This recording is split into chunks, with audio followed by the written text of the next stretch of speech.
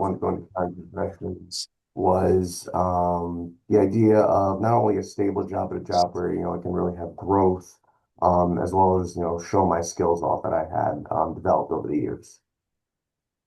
Right. Christian? Yeah, good morning, everyone.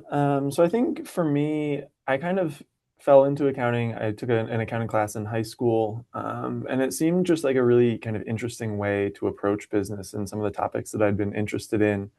It kind of just felt like a natural fit, and so when I got into college, I kind of started along that path of taking accounting classes, and never really found a reason to leave it. It just always kind of kept being something that was interesting to me throughout my internships and things like that. So I think it's something that just intellectually interested me, and I kind of wanted to stay on that path. And the CPA was a natural kind of next step for that. It wasn't necessarily something that I initially set out to get, but kind of going down, if I wanted to be an accountant, CPA seemed like something I should think about.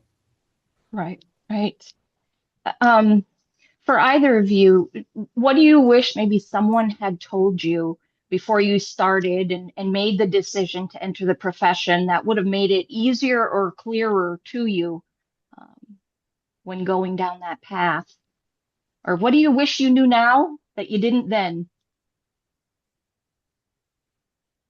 I think for me, the main thing that I wish I had known was kind of years after those first initial, when you're first, starting out interning, you're the new staff or you're going for that CPA. That was made very apparent to me, when I first started out, what that was going to look like, what the commitment and the goal was.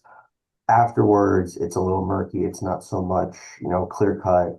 Here's exactly what to expect, what to do. It's more so getting to that CPA where it's just very, very highlighted, and anything post that was not as expressed to me when I was first starting out. So knowing post CPA what that was going to look like definitely would have helped. Yeah, I think that's something I definitely agree with Thomas. I think for me, one of the things that I don't necessarily think I knew going in was just how much accountants did, and how it's not just, when you're in college, you think of audit and tax. But I've been lucky enough to try all sorts of kind of different areas within accounting. There's technical accounting, there's government accounting, there's sure audit tax, there's advisory and consulting. Like you can go down so many different paths, and you don't necessarily have to know which one when you're starting out. It's okay to try new things. And so many people that I've talked to have, started in an audit, put a few years in, and then jumped to tax, or been in tax and moved over to advisory. Like you can kind of make your career as you go through it. You don't have to know at the beginning what you want, but just knowing that there are so many options, and if you try something and you don't like it, that doesn't mean you have to leave accounting. You can pivot and kind of get at it a different way, use that skill and knowledge just slightly differently. Right. And I think too that's what we're trying to reinforce when we go out and speak with the students, right? Is there's so much more to it, especially those that are on the fence or not thinking about the credential and maybe doing going into some sort of finance, but explaining how much that credential, um, how far they can go with that credential, right? And how much they can do with it. Um, is there something right now in the profession that could make it more attractive to students? Something that we could use when we're going out speaking with the students that would make, we could talk about that makes the profession look more exciting or attractive. Yeah, I can hop in here. I think that one thing, and it kind of ties into what we were just talking about not really knowing what's coming down the pipe or the pike. And I don't think that's necessarily a bad thing to have some uncertainty, because the profession is always changing. Right now, we're looking at AI and kind of Mhm. things that are changing quickly now, but that's not just a 2026 thing. There's always been accounting is a profession that's constantly changing. And I think that can be exciting to know that you're going into a profession where you're not going to be doing the same thing quarter over, like year after year. The challenges you face today aren't going to be the same challenges you face in the future, and that can, in a lot of ways, position you, like when there's a big change. you're in the same spot as somebody who has a lot more experience in the firm with AI. I was sitting in an AI training yesterday with a bunch of partners, and we're all trying to figure it out together. We're all starting at the same spot. If there's a new tax law, you're all looking at the law for the first time together, trying to figure it out. Um, so there are a lot of opportunities to push and challenge yourself to grow because it's not a static profession. And I think that a lot of the times what's exciting about finance or whatever other major somebody is looking at is there's a perception that it moves really fast, that there's all sorts of these different things you can do. And you can do that in accounting too. It's not kind of the same thing over and over again, if that makes sense. Yeah. Yeah. Completely agree. Yeah, it's definitely having that flexibility really to choose what kind of path in your career you want to do is definitely something that I think would interest people, especially, with new tools that are available to everyone that, just like you're saying, Christian, like a lot of people are not familiar with or not comfortable with, but you're able to learn it yourself and you're able to be the forefront of that technology or new standards. That's exciting. I think, expressing that to people would, help them pursue that path. Right, right. So for those students who are afraid that AI is going to, there won't be an accounting profession in a few years, what would you say to them about that? Yeah, I don't think AI is going to completely replace the accounting profession in, really any sort of capacity. I think it definitely helps with a lot of the day-to-day tasks that might take up time that, it's able to speed that process up, but it's not perfect. It's not, a one-to-one. It's not going to look at something and understand it from the eyes of a certified professional. It doesn't have that capability right now, and it may, we don't know, but as of now what is available to everyone. It's not a one-to-one for a CPA, but being able to use that technology as a CPA to Mhm. further improve upon your work is it's very helpful. Um, Right. Yeah. Yeah, I mean, I Saving. think, oh, go ahead, April. Go ahead. No, Christian. Oh, I was just gonna say, I think it's like Thomas was saying, it's gonna change the way that we do the work. I mean, even I work in the advisory space, having AI clients can run through fact patterns and be like, here's our initial pass through of this assessment or of this transaction or this thing. What do you think? But we're still the experts. We still have kind of more broad scale, larger scale expertise and knowledge that AI just people aren't comfortable with yet. Like Thomas said, the AI is not there yet. Um, so I don't, I think I 100% agree with what Thomas said. It's going to change how we do things. It's not going to change our existence, Hey, our roles. right, right. Hey, just like what the abacus thousands of years ago, right? They accountants used, and then it was a calculator. It's AI now. That's all, right? We're just moving along. Um, so in your profession, in at your firm now, or even if it was a previous firm, if this is not your first, what was it that made you stay or made you go? And be honest. I don't think we have your old leaders here with us. No, so but you, I can speak. I've been with one firm my entire career so far, and the one thing that really made me want to stay was that level of one-to-one kind of work on when I was first coming in as an intern, as a younger staff. I can go to any partner, open door policy, and then if I had a question, they would work with me. They would talk to me. They would walk me through what to do. And that kind of just is a culture-wide environment where everybody's able to help another person. Everybody works off each other, um, and it's just really beneficial as a younger staff to build upon your work experience, but also create those kind of connections that really make you want to stay with a firm. yeah, great. Yeah, I'll 100% echo that. So I'm a little different than Thomas. I've hopped around a couple different places and tried a lot of different things within the accounting space, and that is one of the key things that's differentiated the different internships and fellowship kind of roles that I've had is the degree to which there is that open door policy, and you're able to, open door, open Teams message. You're able to ping somebody, get a response back. People seem kind of willing and happy to help. Because it can be tough coming into a new space. You're not sure really what's going on. You're jumping on a moving train. And so having people who are willing to help and chat, not only about, especially when you're starting out, not only about the work, but about their experience with the CPA exam or what it's like to, join and become a professional. It's really useful to know that those people are there for you. They're in your corner. They'll give you constructive feedback to help you grow, because you don't come in perfect. It takes time to come up to speed and then to meet or exceed expectations. So knowing that there are people in your corner, is something that has been really important to me and some of my friends when looking at what firms we're at or what companies we're at and why we've chosen to be at or stay at those firms. Sure. Yeah. So you both talked about what keeps you there. If you could be candid with us, what would make you want to go? Or I guess it would be the opposite, right? Of what you're saying would keep you. But what are maybe some deal breakers?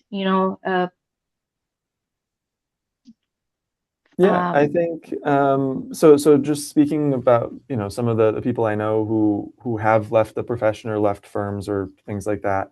I think one of the key things that is a topic we discuss fairly frequently, but the idea of burnout and knowing that, we do get busy. We have, busy season for audit or tax deadlines or clients have deadlines and advisory. Like there are times when we're going to be busy, and knowing that your company or your firm respects kind of your personal well-being and taking time off and being able to take a step back and have some lighter weeks or have some time where you're not, burning the midnight oil or on kind of pushing to advance deliverables.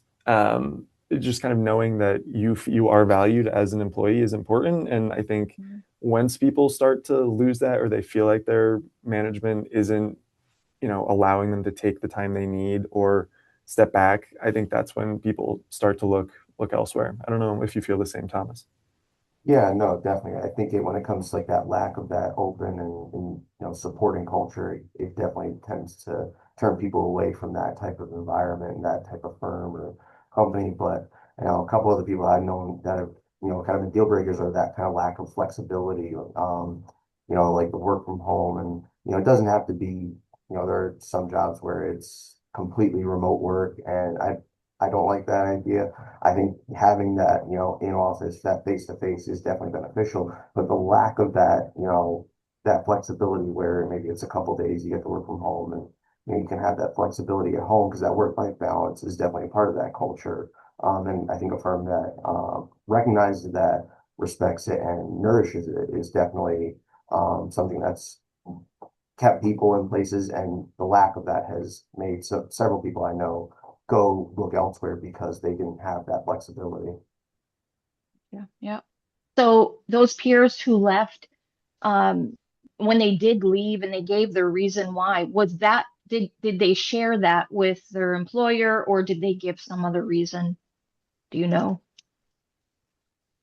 Yeah, I think the ones that I've known, they've vocally said, it's just that lack of flexibility, that lack of Mhm. environment that kind of made them look elsewhere and made them eventually say, thank you very much, but my career is elsewhere, and take that separate route. And I don't think they've ever, at least in the conversations I've had with, peers, they never said to an employer a different reason. They've Yeah, been very vocal to them saying, it good. is a lack of this flexibility or lack of this environment where I don't feel respected or I don't feel heard, which has made them Yeah. move on.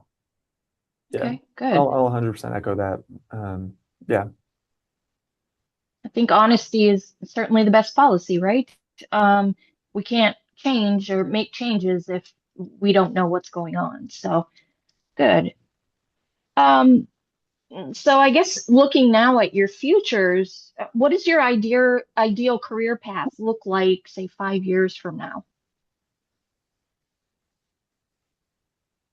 Either one of you. Ideally 5 years from now, very similar to what I'm doing now. I'd like to have, more of a relationship with clients, more of a continued growth in the field itself. The firm I'm working with now, it's a very open door policy, like I said in the past. Like, there's not really many things to improve upon, but definitely having more of a leadership role and more of a prevalent at the forefront of the firm going forward. That would be ideal for my future in my career. Yeah. Right. I love that, Thomas. I think that's something that I'm looking forward to as well, is more time to kind of discuss strategy and more strategic high level topics with clients. Kind of when you come in and you're doing some of that grunt work or some of the paperwork or trying to just kind of advance the ball a little bit, you're not necessarily seeing the forest for the trees. You're kind of looking at things one at a time, trying to get things moving.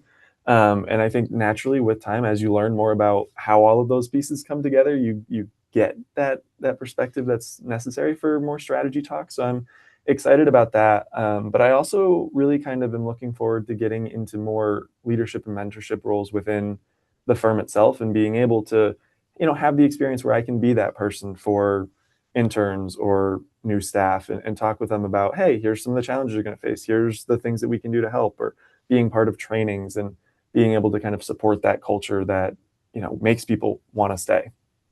Right. And your firms make you feel like that's genuinely achievable, or even with your peers, if they're at other firms, are their goals achievable? Do they feel like they are?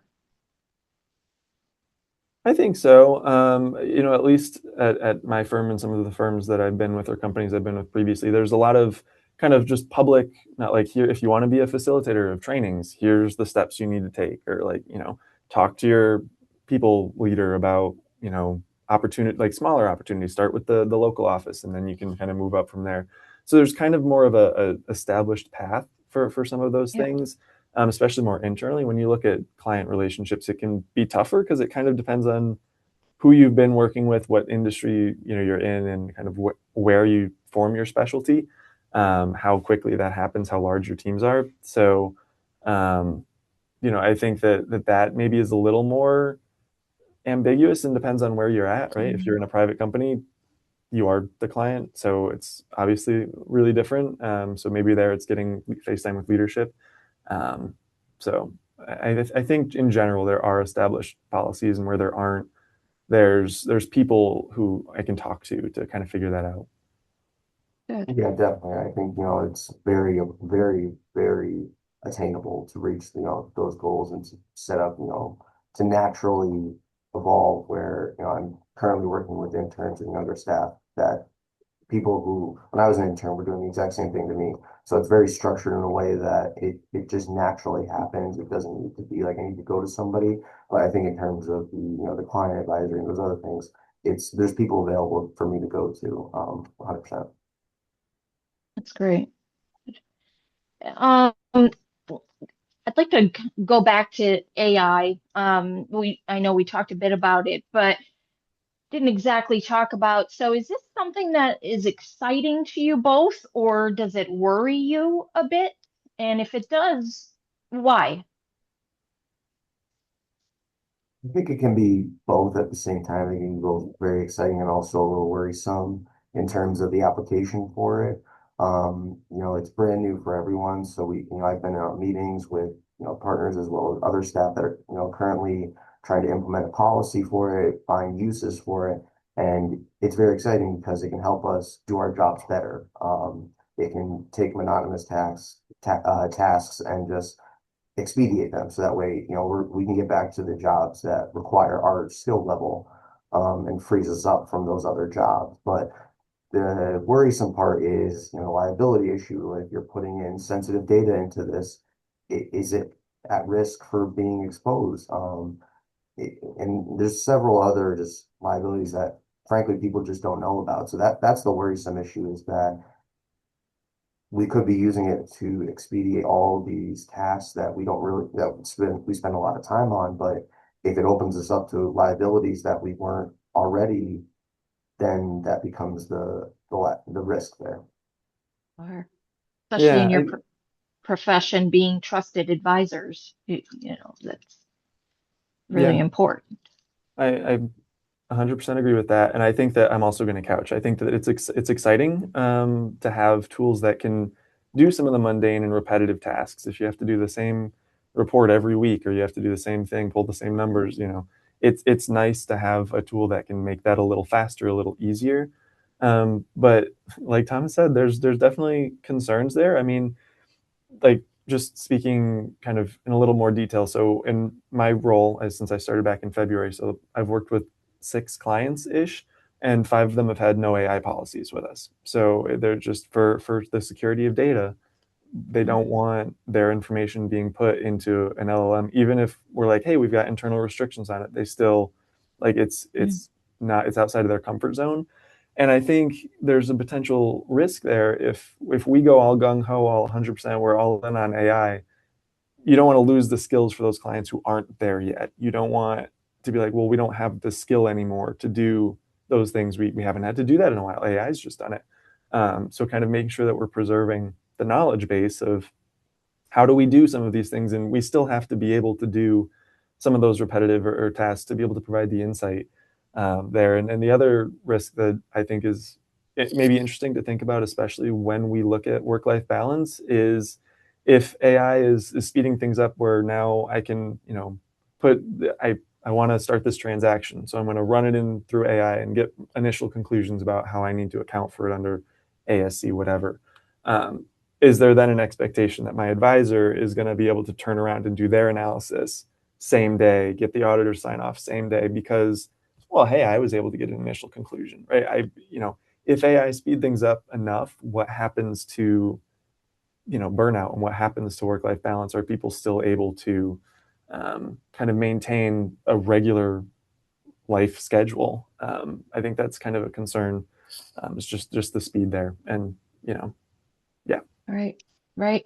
So for those clients maybe who aren't there yet, who aren't using AI, what are you, I guess, what do you tell them? Of course, you adhere to if they don't want AI, they don't have an AI policy, you adhere to that. But do you try to advise them or coach them on, you don't want to get left behind either, right?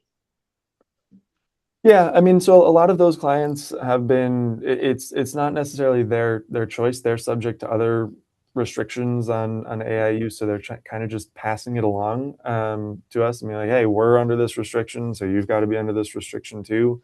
Um, I don't know that there's a lot because of that we've been like, well, here's some options or things like that. Um, because with confidential or private information, there's especially since the AI just isn't there yet. I don't think that Yeah, anybody's fully yeah, fully willing to push that. sure, Just like what Thomas said, for a liability issue. sure. Yeah, definitely. We're still trying to implement and set a full standard policy across the firm that will kind of prevent that. So we're not really pushing anybody to that, have expressed to us that we're not comfortable.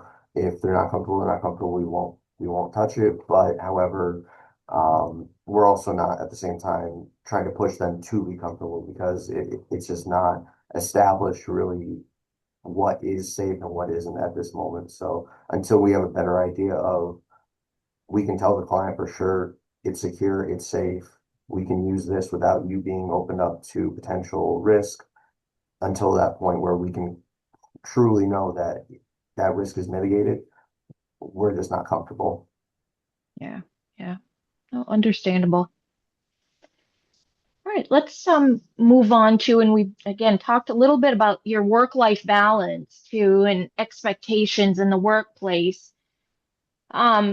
Generation to generation, we're all a bit different. We all have our, I'm a Gen Xer.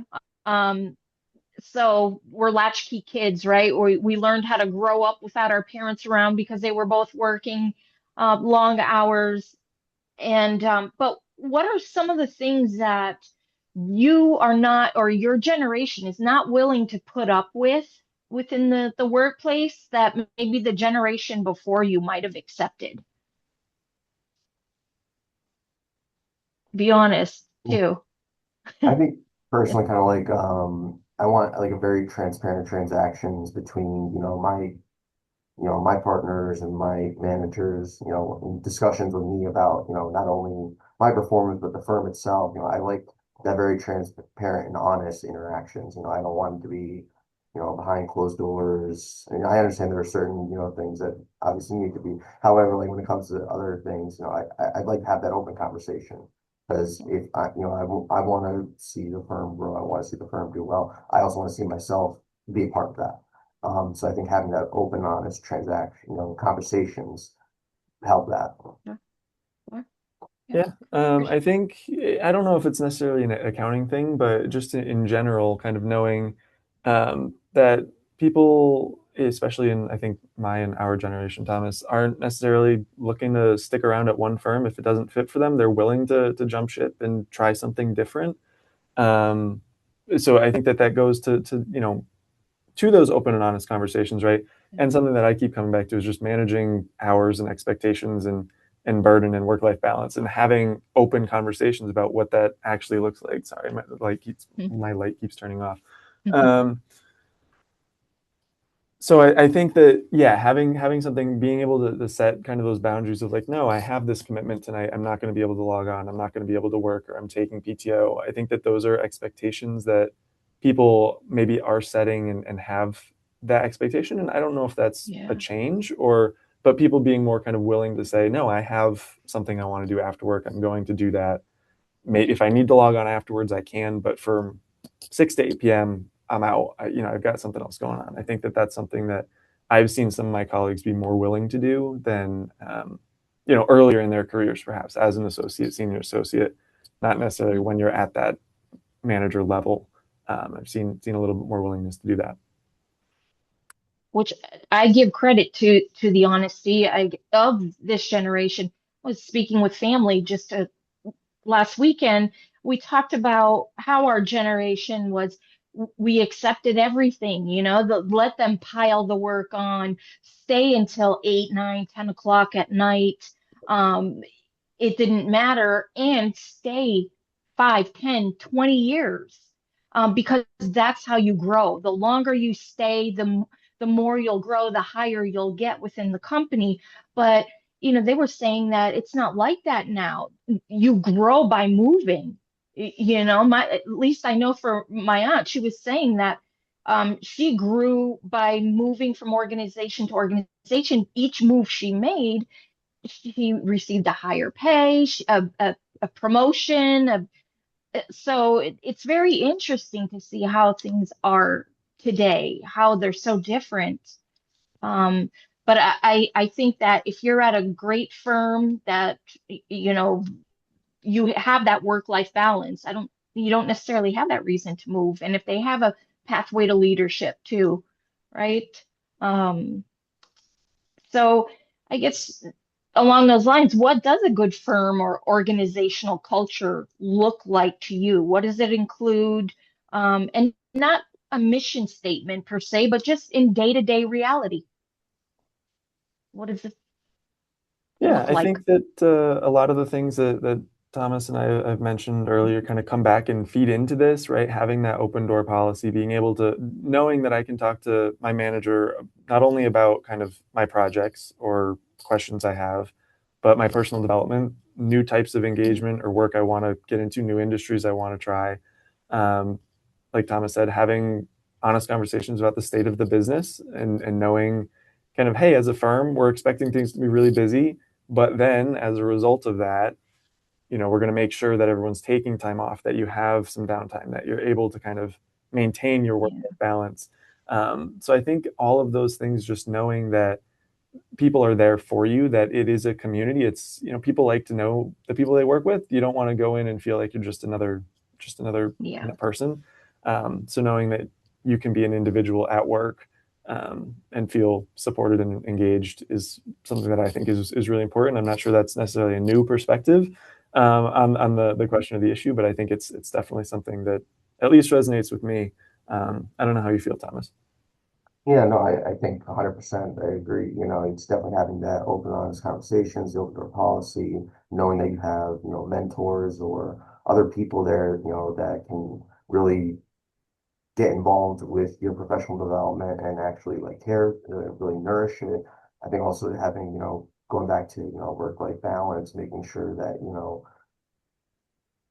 if you are, putting that time in, you're also having that time, for your family, for your home life, everything goes into that. Having the flexibility of where you work and how you work is definitely a big component of what I think makes a good firm. Yeah. Yeah. If you were running a firm or a finance department tomorrow, what's the first thing you would change? This may be a little specific for me, and sorry to cut you off, Thomas, but a lot of firms that I've seen or been at are switching to that unlimited PTO policy, and I'm not a huge fan of that, if only because without kind of a target to get to, it's not, oh, I have 20 days, let me make sure that I'm using them. It's kind of, well, or I'm busy right now, I'll take it later. And that just kind of keeps, there's a concern that that'll keep happening. I mean, there's safeguards you can put in place with unlimited PTO, making sure that people are actually using it.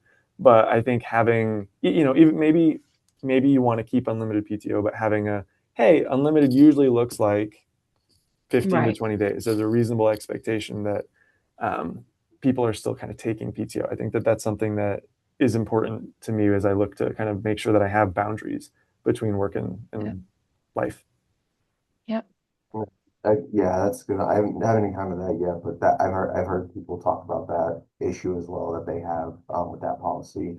One I think comes to my mind is what I would change is kind of more of a direct way to introduce feedback and kind of have that Mm, one-to-one conversation on a professional's development, whether that's a younger staff, senior staff, or even as a manager trying to make it up to partner. I think having those kind of changing the policy of instead of just having like an annual review and intermittent meetings on that kind of development, maybe kind of changing to a I don't know, a job by job basis, or just making sure that there is a clear cut, concise, hey, you did really well doing this. Maybe you can improve upon this way, or, you know, yeah. you should have been doing this as a part of this job. We have this job coming up. Make sure, you look to accomplish this going forward. I think just Yeah. having that, real time response to, your responsibilities as a professional and where you can improve upon to um, move up in that kind of rung of from anywhere from intern all the way up to partner, having that real time knowing what you can improve upon, at least in my opinion, would definitely help me out. Right. Yeah. So feedback is key. Yeah. All right. Um, we're at our last question. So each of you, if you could finish the sentence. The profession will keep young people if it just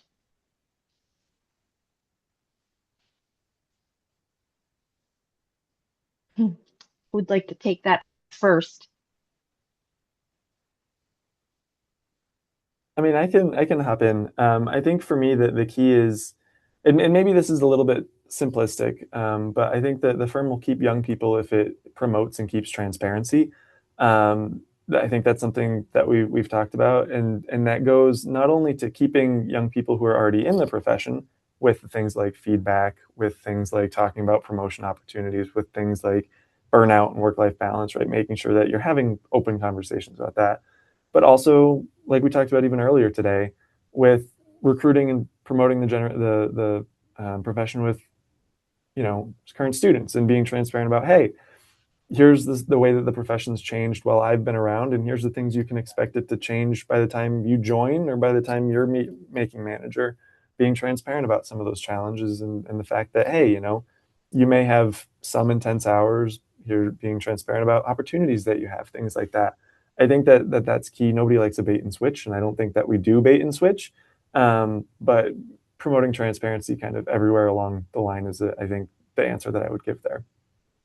That's great. Yeah, I think 100% that's the most important factor going into it. I think, if you're open and honest with a person, especially younger staff, about what the job looks like, I think that if they understand what the job is instead of just what it could be. I Mhm. think that will definitely keep people interested and engaged going forward in the profession. And yeah, like just like Kristen said, I don't think many people are doing the whole bait and switch of, oh, it's going to be great, and then all of a sudden expectations change or the reality is different than what you thought it would be. I think so long as that remains open and honest, I think many people will still remain in this profession, especially Oh, with your staff. great, great. I believe, Giselle, do we have a question in the chat? I'm on my phone, so I can't see. Do we have? Yes, we do have one question. So the it from Phil. His question is, what can be done to attract younger professional into considering becoming peer reviewers? Hmm, interesting. I mean, Either one of you have any experience there? Yeah, I think, recently just went through my first peer review this past year. So I don't really have much experience outside of that. I think again, I think it's just a lack of not knowing exactly what goes into the process of becoming a peer reviewer. I think if that became more available and the process of it was um, expressed to younger professionals, I think more people would become it. I think the main issue is that there's just a lack of knowledge of what goes into it at the moment. Right. yeah, I can't say I have any experience in there, but I would agree with what Thomas said. Just making sure that if you're looking, inside there's an internal web page or something about like here's what this is, here's what it does, that you can send people to, or you can have conversations like, what goes into being a peer reviewer and kind of bring up without necessarily bringing up the topic and not saying, hey, do you want to be a peer reviewer? Because if I don't know what that is, that's not going to help me. But hey, are you interested in X, Y, and Z? Or I noticed you're really good at A, B, and C. Mm, This would be a great opportunity for you to learn more and progress and grow on your journey towards manager, towards whatever the next step is. Kind of talking more in terms of the concrete benefits instead of just being like, here's more responsibility or here's something mm, else you can do. Um, Focusing more on the experience and the learning and growth. Um, right, I think is definitely an option there. right. Yet another aspect of accounting that most certainly students don't know about. Just another aspect for us to add that we should be probably talking about with them. Yeah, those especially with attention to details that have that attention to detail and um I think that's Giselle. If there's are there no other questions? There's no other questions in the chat. Okay. Okay. Um, I want to thank you both for being here, for being so open and honest this morning. I think everybody that was on the call heard something, hopefully, that they needed to hear. These are exactly the kinds of conversations that help the profession progress. I hope that you all take this back to your firms or your teams. And if we could, let's give our panelists a round of applause using your clap emoji. There you go. You're already doing it. Great job, guys. Thank you so much. Thank you. Thank you, Look April. I at all think this is those. great opportunity and great experience.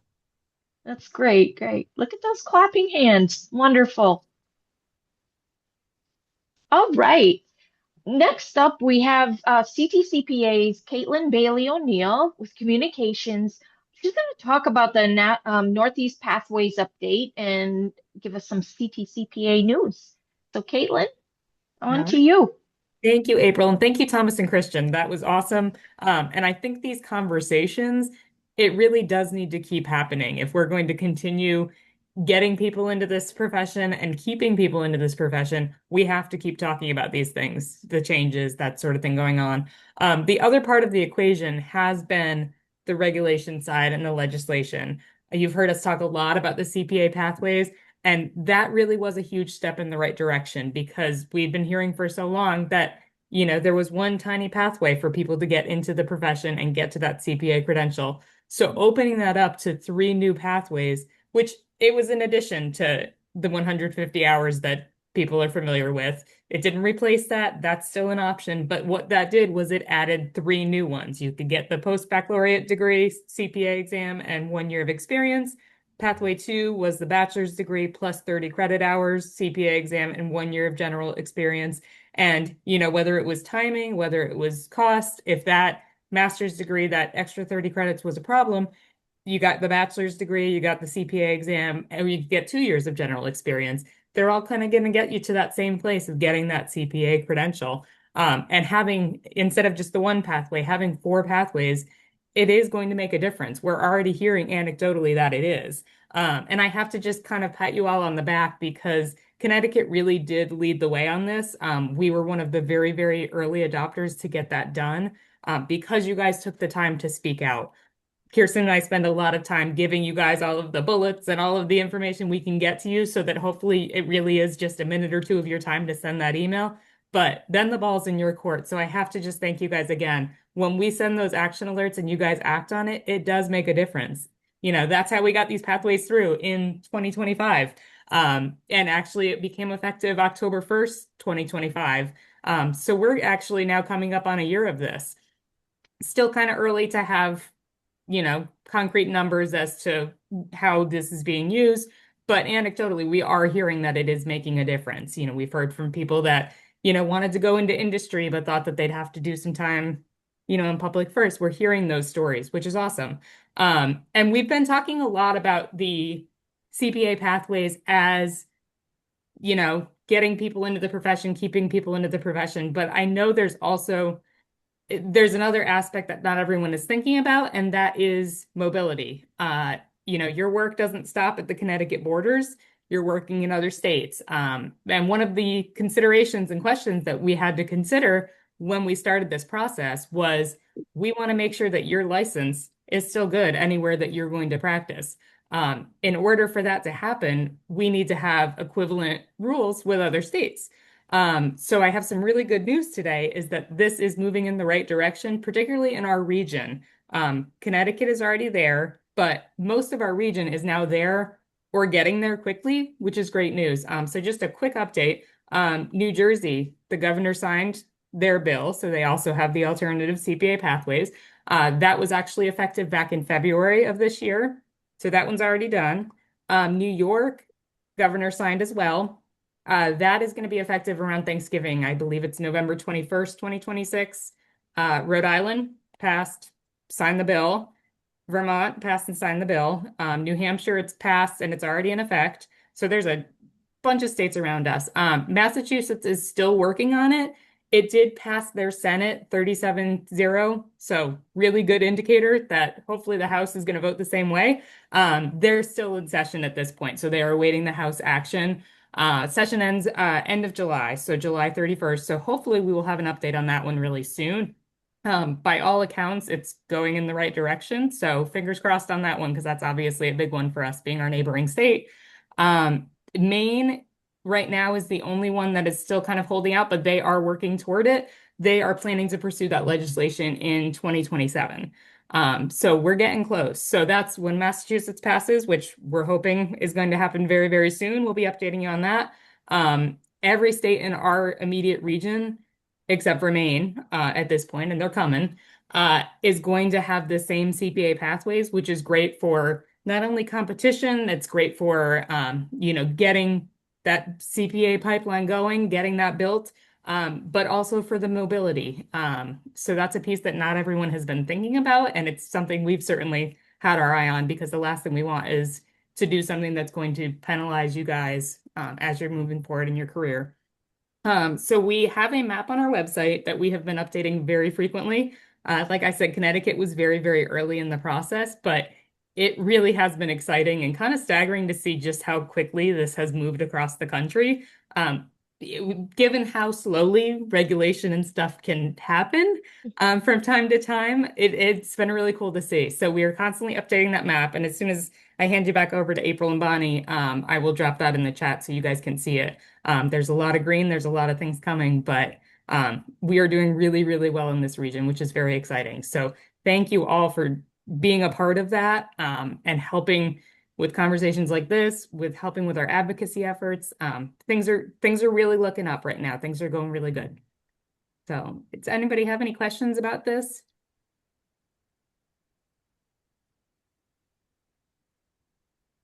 All right. Then I will Just to add one thing to that, because Caitlin and Kirsten have been doing a great job tracking everything. April and I right now are actually at a conference with our counterparts throughout the country. And we have been informed that by the end of 2026, so by the end of this calendar year, 46 states are expected to have adopted the additional pathway. And the 4 that have not, it's not because they are not going to do it. It's either because they're not in session this year. Not every legislature is in session every year, or it is strictly a monetary session. Many states have that where it's only the budget that gets addressed. So the 4 states that are expected to act on it next year and pass it. So the 4 last states would be Florida, North Dakota, Wyoming, and Maine.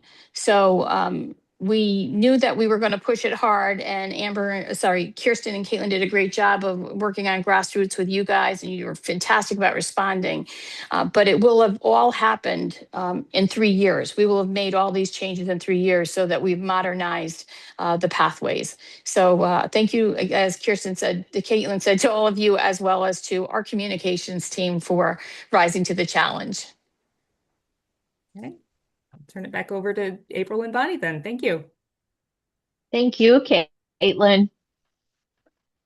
Bonnie, since So I can't tell you're here, couldn't tell you were here.